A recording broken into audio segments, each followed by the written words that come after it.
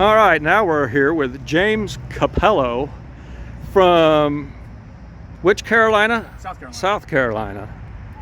And you've got a 1983 Mark VI Pucci edition. Yes, sir. And this is a pretty special car too, isn't it? It very much is. They didn't make a whole lot of these. How many did they make? We got a market report. 773. 773 with the Emillio Pucci Designer Series. See the insignias?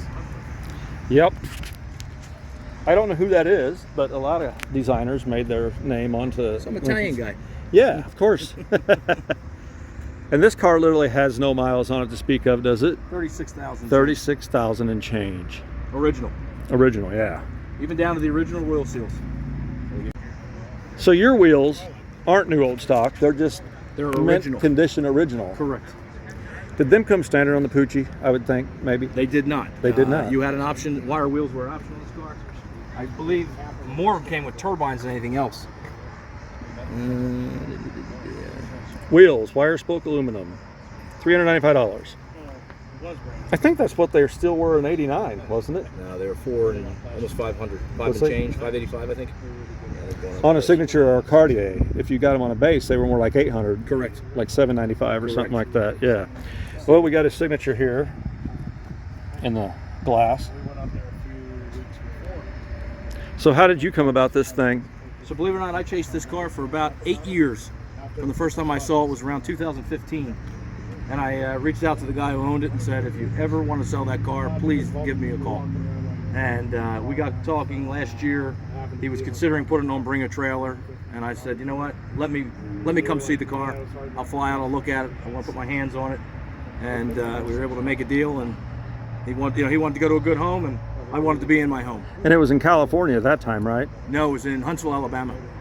So the car It was in California before that. correct. The gentleman lived in California, moved back to Huntsville. Oh, I see. And that's where the car was actually originally sold. So it went from Huntsville, Alabama to California. He moved back to Huntsville to his family home where he grew up. And that's where the car was when I had it shipped in. Yeah. How much did this Pucci add to the price? Or was it just a model? Let's see. No, because the Pucci was 24 base. Okay, yeah. And then, of course, all the added options that came with, had to go with Right.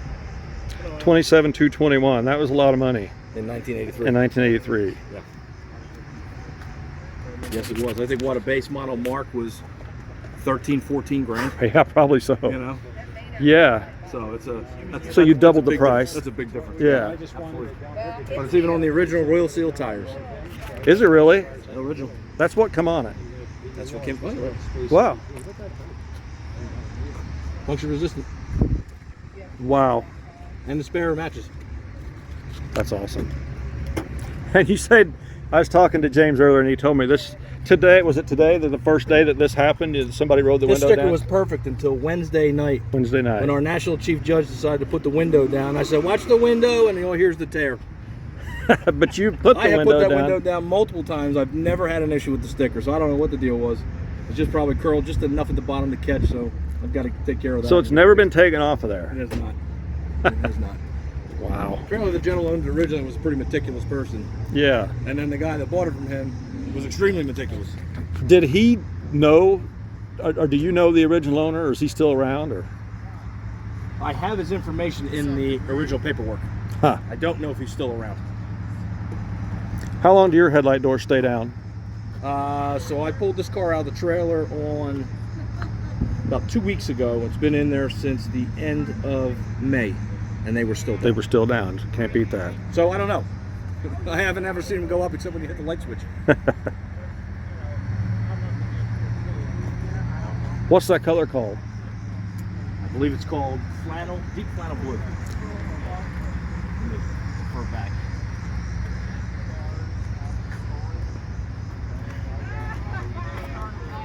Blue flannel mist Blue flannel mist. with Academy blue leather.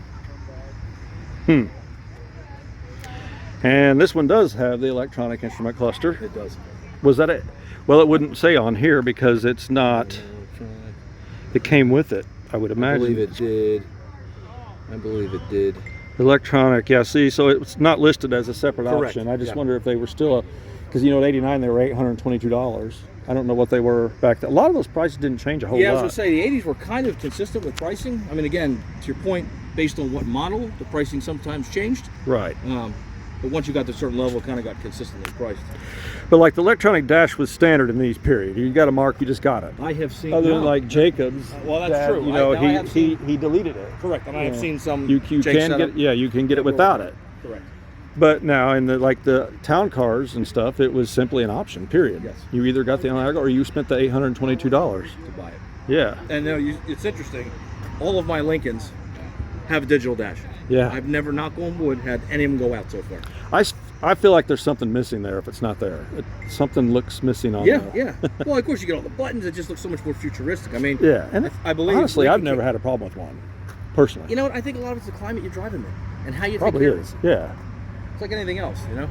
But, Let's open it up and take a look inside. absolutely.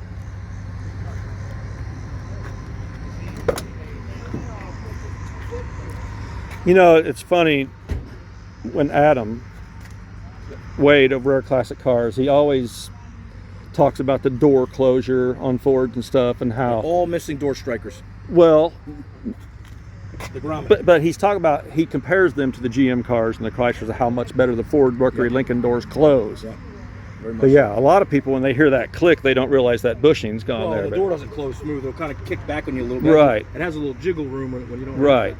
So I'm But a it- big stickler on door strikers. Yeah, I am too. Because they're so easy to change, Mhm. and they cost you nothing. It's a couple dollar part. Yeah. This car has the factory CB radio. Yes, it does. I think the only option this car is missing, I could be wrong, but I believe it's the moonroof's the only option this car does not have. I'd say you're probably right. I mean, it's got, for the price point, and I don't know if you guys heard him. I was inside there. He thinks the moonroof's probably the only option that's missing on the car, and I'd say he's probably correct. These cars always had that real furry carpet too. yep, And the town cars never had that, did they they? did not. They did not. Yeah. You're welcome. I mean, Touch that. it looks like somebody dyed a It's like, cat. It's almost like rabbit hair. Yeah. You know? Rabbit fur. So yeah, automatic dimming rear view mirror. Absolutely. That was what, $89 or something, I think. Yeah, it was not an unreasonable price. No. And again, I've never. You keep putting options and options and options. Then Next it thing you know, starts- You're in Rolls Royce money. The next Yeah, day. then it starts adding up. Yeah. But anyway, again, a very beautiful car here. If he could ride with me, okay. Just can't. It's just hard to beat these '80s Lincolns.